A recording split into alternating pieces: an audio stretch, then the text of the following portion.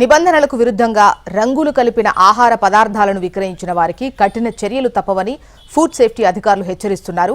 Vijayawada BRTS రోడ్లోని food జంక్షన్లో తనిఖీలు నిర్వహించారు. అధికారులు కల్తీ ఆహారాన్ని స్వాధీనం చేసుకుని నాణ్యత లేని ఆహార పదార్థాలు విక్రయిస్తున్న 37 షాపులకు నోటీసులు జారీ చేశారు. ప్రజల నుంచి అనేక ఫిర్యాదులు వస్తున్న నేపథ్యంలో ఈ తనిఖీలు నిర్వహించినట్టు అధికారులు తెలిపారు.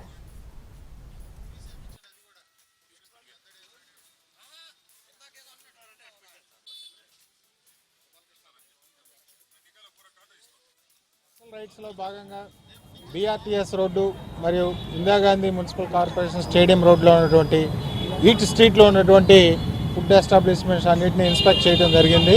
అట్లానే వారందరికీ రంగులు కలపొద్దని, ఫ్రెష్ ఫుడ్ సప్లై చేయాలని, న్యూస్ పేపర్స్ వాడొద్దని, టేస్టింగ్ సాల్ట్ వాడొద్దని, ప్రతి విధంగా ప్రతిరోజు సేఫ్ ఫుడ్ అందించాలని, పబ్లిక్కి రంగులు వాడితే క్యాన్సర్ బారిన పడతారని కన్జ్యూమర్స్, అలానే టేస్టింగ్ సాల్ట్ వాడితే పిల్లలకి గర్భిణీ స్త్రీలకు ఇబ్బంది కలుగుతుందని, ఆ రెండింటిని వాడొద్దని, సేఫ్ ఫుడ్ పబ్లిక్ అందించాలనే కాన్సెప్ట్తో రంగు కలిపినటువంటి వాటిని షాపులు కనుగొని వాటిని డిస్ట్రాయ్ చేయడం జరిగింది.